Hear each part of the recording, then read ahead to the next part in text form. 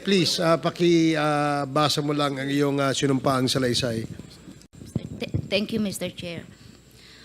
On September 12, 2024 and September 27, 2024, I was invited to serve as a resource speaker during the recent legislative inquiry conducted by the Joint Committee on Dangerous Drug, Public Order and Safety, Human Rights and Public Accounts of the Honorable House of Representatives regarding the investigation into the war on drugs of the previous administration.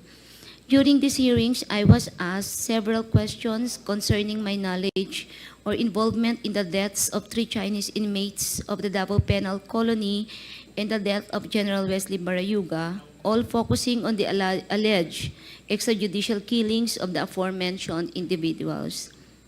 I was also questioned about my relationship with the former president, as well as my career as a police officer and my tenure as the General Manager of the Philippine Charity Sweepstakes Office. Throughout the hearings, I answered questions from the committee based on my personal knowledge. However, I did so with great apprehension as I recognized that my statements on national television could significantly endanger my life, the safety of my family, and others very close to me. After considerable reflection, I am now executing this affidavit to provide a comprehensive information to the Quadcom regarding everything I personally know about the war on drugs during the former administration. On May 2026, I received a call from the President, Rodrigo Duterte, at approximately 5 a.m., instructing me to meet him at his residence in Doña Luisa, Davao City. I was already acquainted with the mayor, having served as the station commander in one of the police stations in Davao City during his tenure. During our meeting, he requested that I will locate a PNP officer or operative who is a member of the Iglesia ni Cristo, indicating that he needed someone capable of implementing the war on drugs on a national level, replicating the Davao Model.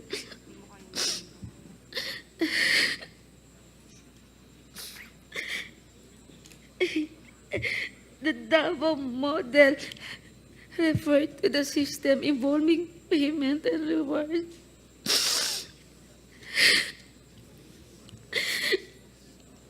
The Davao Model involves 3 levels of payment of rewards. First is the reward if the suspect is killed. Second, if is the funding of planned operations. And the third is the refund of operational expenses. Colonel Garma, can you speak louder? I'm sorry, speak closer to the microphone.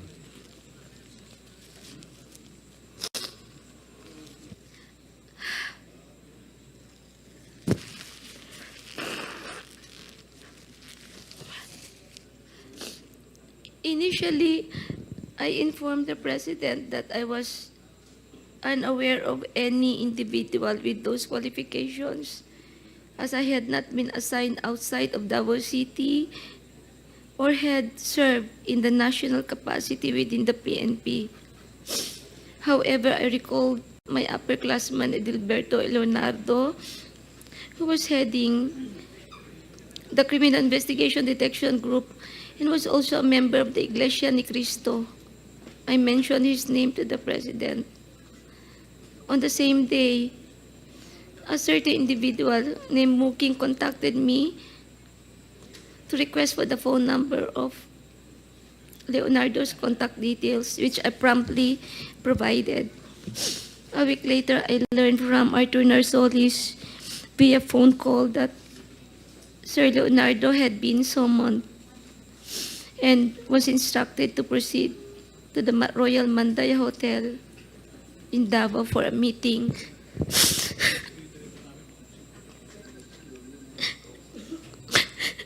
Leonardo informed me later that he stayed at the hotel for almost 3 days, during which the president directed him to organize, according to Sir Leonardo, a task force which he understood as PAOK-TF.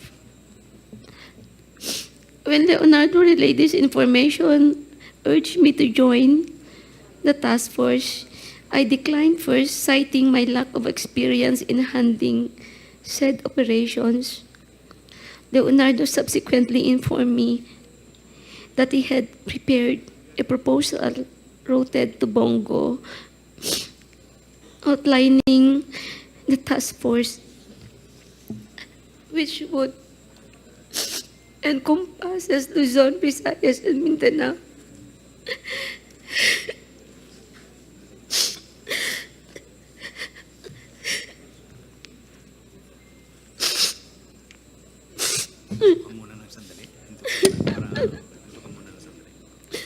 I am afraid of my life, Mr. Chair, and the life of my relatives and my friends and classmates.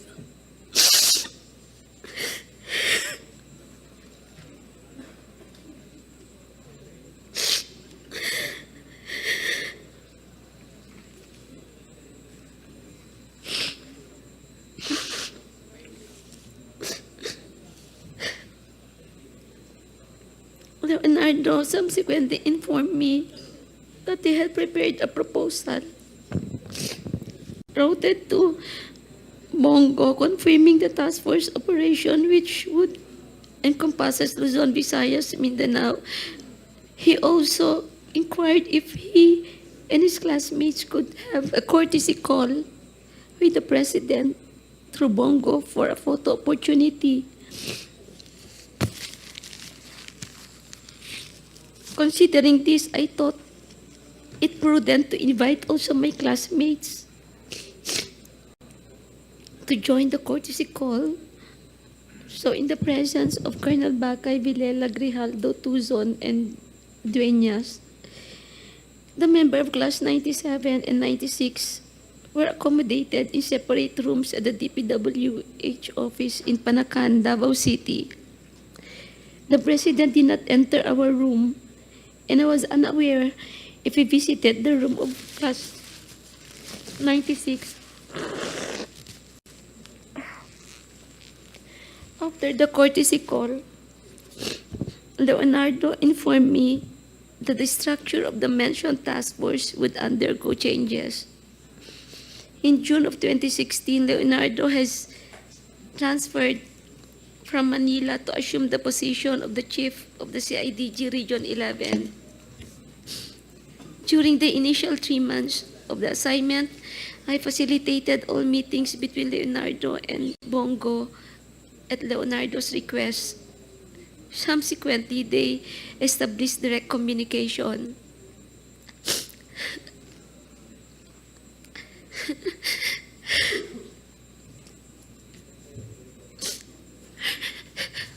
Leonardo informed me that he had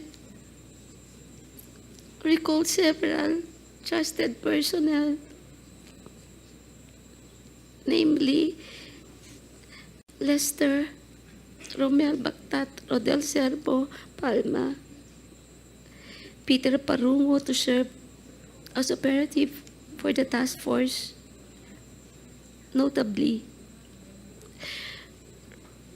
Bactat, Serbo, and Palma were, for now, discharged from the police service.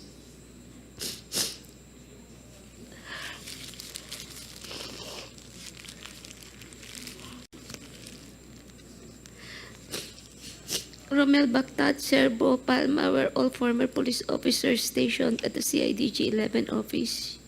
They were discharged from the service on or about a year ago due to an operation that led to the killing of one individual. Lester Berganyo is a provide citizen, while Peter Parunga was a former detainee of CIDG due to a charge of rape that has been cleared. Romel Bactat, Serbo, Palma, and Parunga were charged with the task of collecting and verifying informations provided by police officers in the field concerning arrests, deaths of individuals named in the list of drug personalities, and creating summary reports. All of these reports would then be encoded and compiled by Lester Berganyo. The compilation is thereafter elevated to Sir Leonardo, who will decide what level the arrest or killing was and its corresponding reward. Rewards were only given for killings, while for arrests only for the funding of Copland and refund for operational expenses was given. I saw how these individuals operated when I would visit my friend in CIDG 11.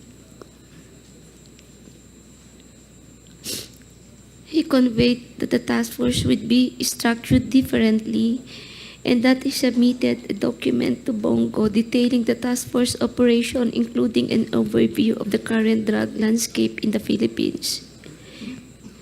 I was informed that the drug structure originated from Bucor, where numerous drug lords are currently incarcerated, and that it has 3 branches, Luzon, Visayas, and Mindanao, with Peter Lim involved in the Visayas region.